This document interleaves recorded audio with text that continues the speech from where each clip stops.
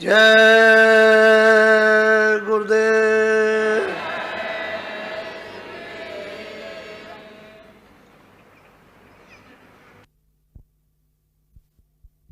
गुरु में गुनहगार अति भारी, गुरु में गुनहगार अति भारी।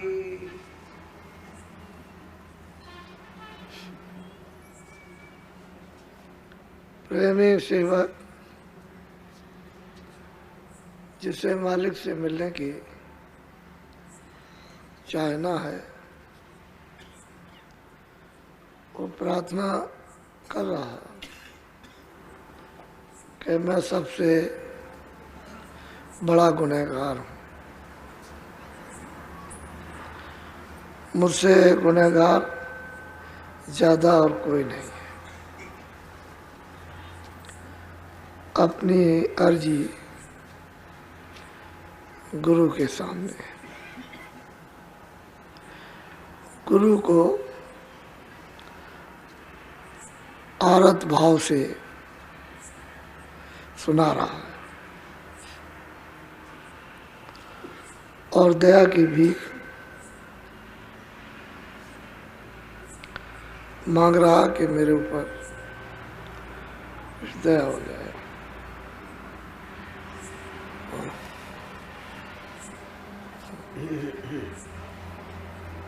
काम क्रोध और छल चतुराई, इन संग है मेरी यारी। काम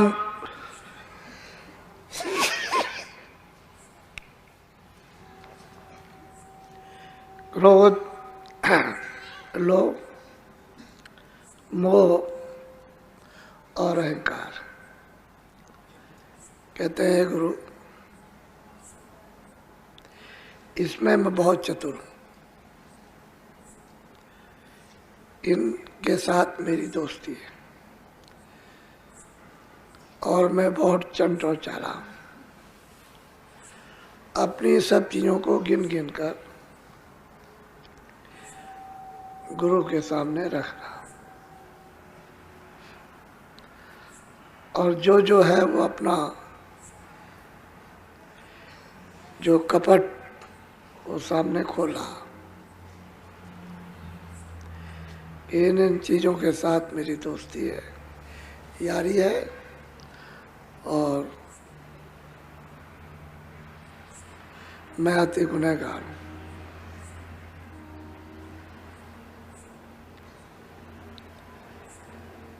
जब मिलने की चाह होती है तो प्रेमी अपने को निष्कपट रहना चाहता है कि अच्छा बुरा सब इनके सामने हो, उसमें छुपाने की क्या जरूरत है। सामने सब रखा जाए, जो कुछ भी होगा डांट फटकार वो सब सहन की जाएगी, सामने रखे तो उसका उपचार हो जाता है, उसकी दवा यानी इलाज हो जाता है। और जब उसने कपट रख लिया तो फिर उसका इलाज नहीं हो पाता और जो दया मिलती है वो उसका साथ नहीं देती। वो पर्दे के कारण शब्द सुनने में, आँख से देखने में पर्दे नसीन बनकर छुपी रहती है, सामने प्रकट नहीं होती। न तो प्रकाश प्रकट होगा रोशनी और न शब्द, वो पर्दे के ओट में रहेगा।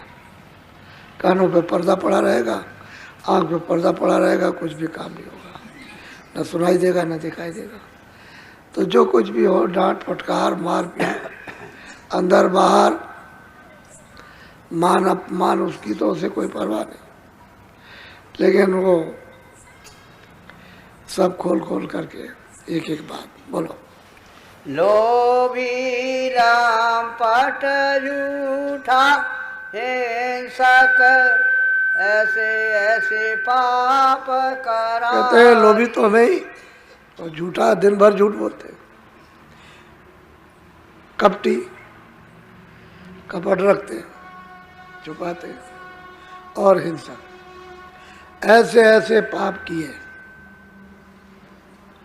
ये छोटे मोटे पाप नहीं है, क्योंकि सुनाए नहीं जाएंगे तो पर्दा जीव का त्यों पड़ा रहेगा, उड़ेगा नहीं, और निष्कपट बनेगा तो पर्दा उड़ जाएगा, सफाई हो जाएगी। गुरु की, मुर्शिद की दया की, रहम की धार इस तरह की है कि पर्दे को साफ कर देगी, लेकिन निष्कपट, इसमें कर्म कुछ नहीं कर सकते, साफ हो जाएगा। जल जाएंगे, क्योंकि शब्द सब उतार के अलग कर देगा।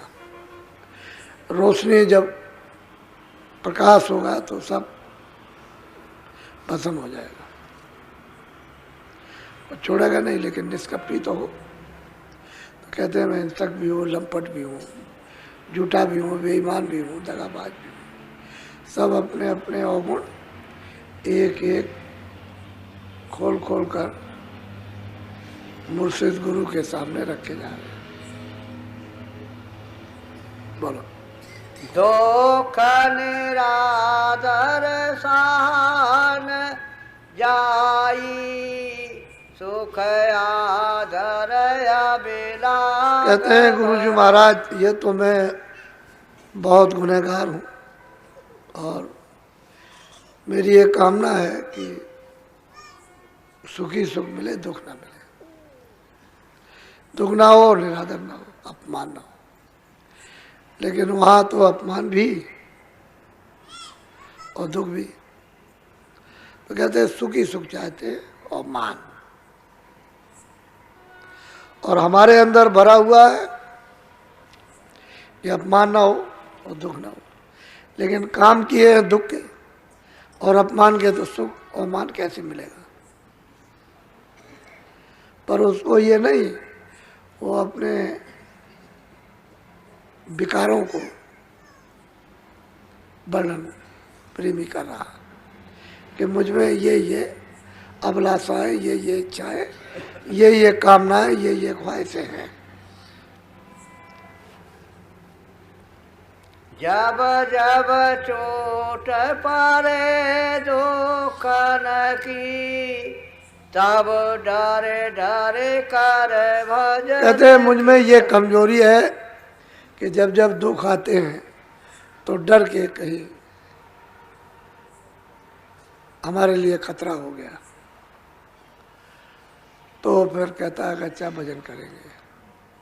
तो डर की वजह से, वैसे इच्छा से नहीं, खुशी से नहीं, प्रसन्नता से नहीं, चाह के साथ नहीं, और दुखों के डर से।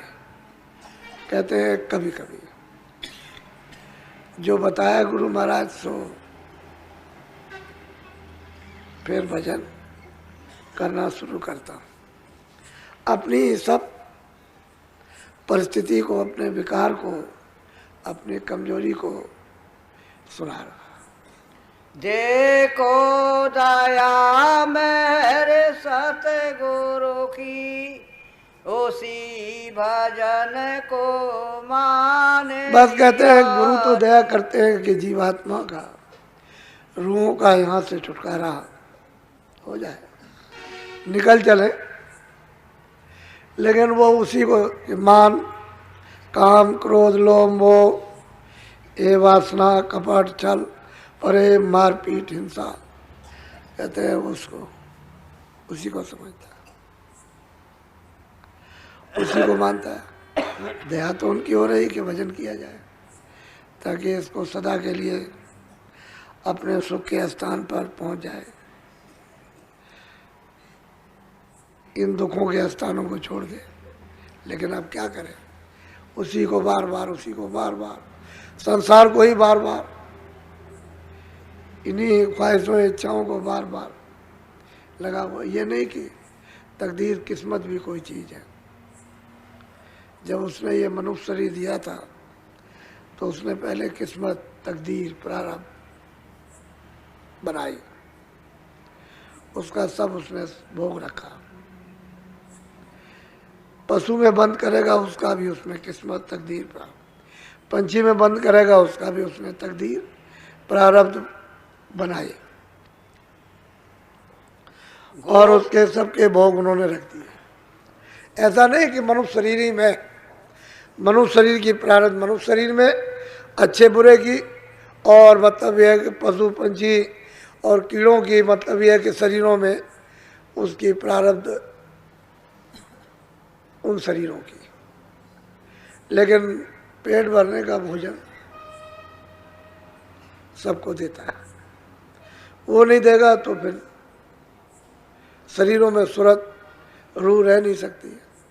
तो उतना तो उसको देना ही है कि हर शरीर में वो टिकी रहे। अगर मनुष्य शरीर में खाना नहीं मिलेगा, पानी नहीं मिलेगा, छोड़ देगी। ऐसे और शरीरों में खाना पाना नहीं मिलेगा, छोड़ देगी। तो वो तो उसको उतना रखना ही है, अच्छे और बुरे की प्रारब्ध बनाकर दुख सुख। कहते हैं कि इसमें फंसा पड़ा हुआ, और ये विश्वास करे कि भाई जो कुछ भी है किस्मत है, प्रारब्ध है, उसमें हमको सब मिलेगा। अब नमीन कुछ ऐसे कर्म कर लिए जाए तो अच्छा रहेगा। तो नमीन को समझता नहीं, उनको करता नहीं है, बस उसी में रोता है। अब यह है कि दुख की प्रारब्ध सुख कैसे मिलेगा। यह जरूर है कि महात्मा इतना फकीर कर देते हैं कि सूली का कांटा, लेकिन कांटा तो दर्द करेगा ही। सूली पर चढ़ना वो दया हो जाएगी, नहीं चढ़ोगे, लेकिन कांटे का तो अनुभव करना ही है। इतना तो दया मिलने पर हो जाता है।